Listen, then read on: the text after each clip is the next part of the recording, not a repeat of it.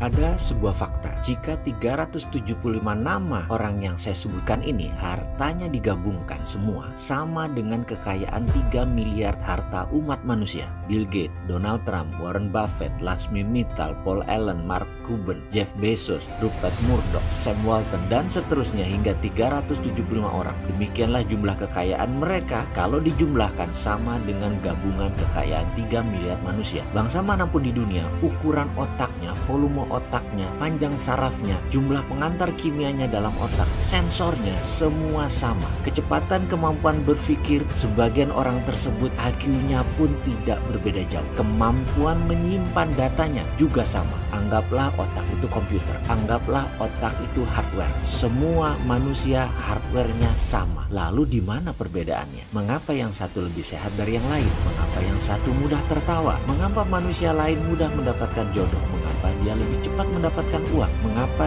dia mendapatkan karirnya sangat cepat dari yang lain? Ada sebuah sistem pada manusia yang namanya belief system, sistem keyakinan. Ini ditanam di dalam subconscious pikiran bawah sadar seseorang. Jika sudah ditanam di posisi ini, merubahnya memerlukan teknik khusus. Cara biasa tidak akan pernah berubah. Misalnya kebiasaan merokok. Maaf, saya mengambil contoh merokok karena mudah difahami. Saya tidak merokok, namun saya bukan anti perokok. Prinsip saya merokok itu baik, tidak merokok jauh lebih baik. Itu hanya sebuah pemahaman dan pengambilan posisi melihat sesuatu. Kembali merokok sebagai contoh. Dalam iklan TV secara vulgar ditulis merokok bisa menyebabkan kanker, gagal janin, penyakit paru-paru, dan lain sebagainya. Dibacakah oleh setiap rokok? Ya, dibaca. Berhentikah karena takut mereka? Tidak. Mengapa? Inilah kerja otak. Otak conscious yang menguasai informasi pengetahuan hanya menguasai 12% dari tindakan. Subconscious, pikiran bawah sadar, menguasai 88% dari tindakan. Informasi tadi hanya menempel di conscious, tidak menggerakkan otak, hanya menempel di 12%. Otak subconsciousnya tetap menganggap rokok itu nikmat. Itulah yang dilakukannya. Kita kembali ke prosperity conscious, kesadaran kemakmuran, IQ kaya, tulang kaya, balung sugih, apapun itu. Ini adalah software kaya yang mereka miliki. Kesadaran kaya atau software kaya tadi, 376 orang yang kaya tadi memiliki software ultra kaya. Sementara 3 miliar manusia sisanya belum memiliki. Mulai bisa menerima? Masih berat? Kita lanjut. Dulu saya mengalami jalan kehidupan yang turun naik seperti gelombang laut selagi badai. Saya pernah memiliki materi berlimpah yang 3 tahun kemudian tinggal di rumah kontrakan dengan masih menanggung hutang besar. Kemudian kembali berlimpah materi yang kemudian di puncaknya kembali terpuruk. Balik lagi naik ke atas dengan beragam kisah pahit manis lainnya. Saya banyak bertanya urusan beginian, urusan jalan hidup, urusan bagaimana bisa makmur dan tetap makmur. Hingga saya memutuskan belajar,